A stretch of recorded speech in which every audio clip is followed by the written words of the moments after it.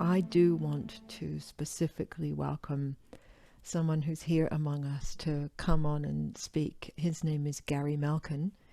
And Gary Malkin is not only a member, long-time member of my Sangha, but Gary is the co-producer of the mantra album that we've been working on. And I credit a large part of the refinement and the musical quality that you heard and that you will hear a lot more of, because what you heard is just 3 out of the 8 tracks, to really Gary's devotion and brilliance. So Gary, I'm just inviting you to come on and share and be seen and appreciated, and I'm so grateful for all you've given, and maybe you'd like to share your experience of today and your experience of working on the mantra album and what this has been doing for you, and Mm. anything you want to share.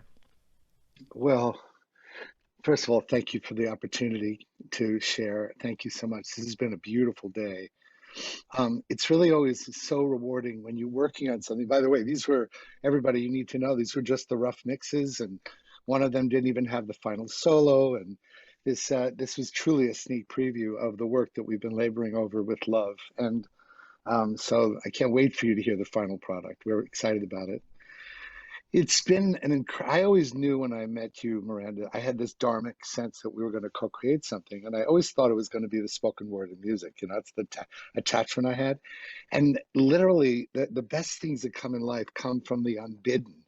And suddenly, just there it was. And I went, oh my God, I have to do this with you, right? So it's been a synchronistic act of grace to have started with Ram Dass with Kirtan when I was 18 years old. And then you recommended me to listen to the most recent Ram Dass book as I'm working on these chants.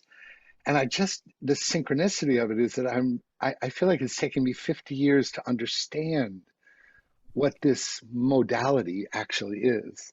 This simmering in the vibrational frequency of these entities that that we're meant to marinate in with joy and with movement and with breath and with sangha in a way that transforms. And so I've had the most extraordinary privilege of working with you and with Ben in Ben arranging these Leinbach, I pieces. just want Ben to say Lineback, his yeah, name.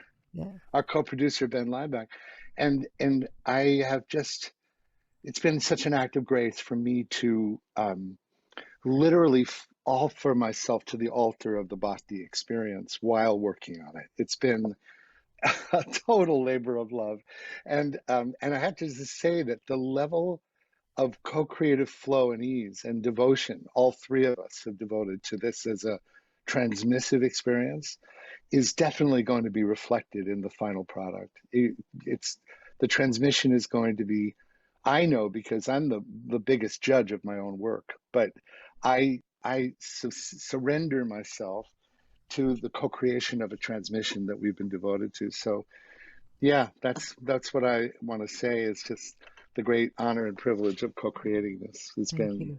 And would you help me in beautiful. just naming some of the soloists who've Sure. contributed to the album? So there's Joss Jave, who's the tabla.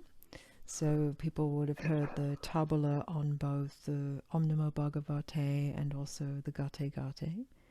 Right, then there's There's, Paul McCandless from Oregon fame, who yep, played the soprano sax in Gate Gate, yeah, and Shannon Hayden on cello, who we actually wasn't represented on the 3 tracks, but she's in the project. she's in the Um, project. There'll be yeah, yeah. Manose A nose on will be Indian on flute. one of the tracks on, we believe, Durga.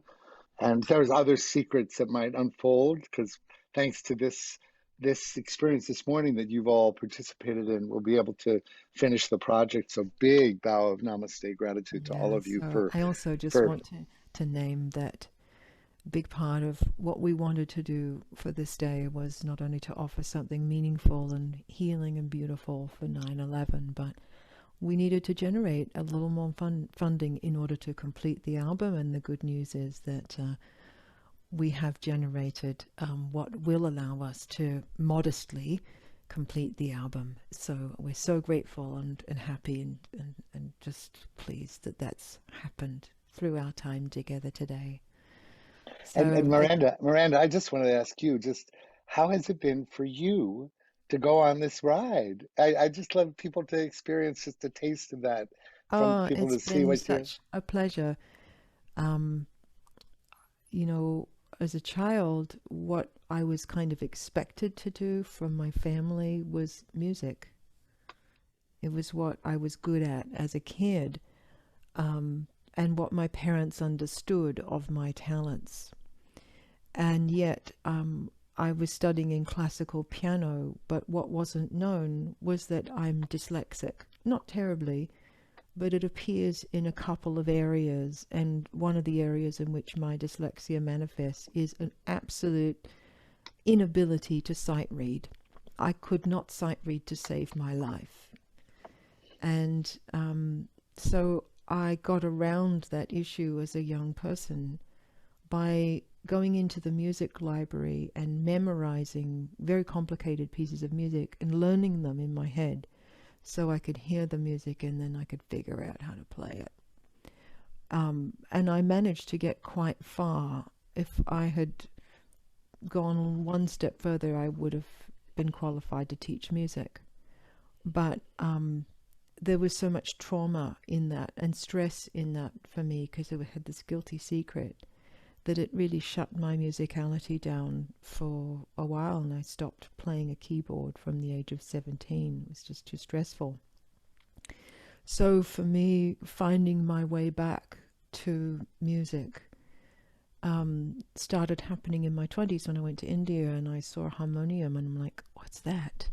And I got one and I just started playing and figuring things out. And I knew that singing and praying in community was absolutely non-negotiable, that it was absolutely unnatural for people to come together in a spiritual context and not sing and make music. It was important.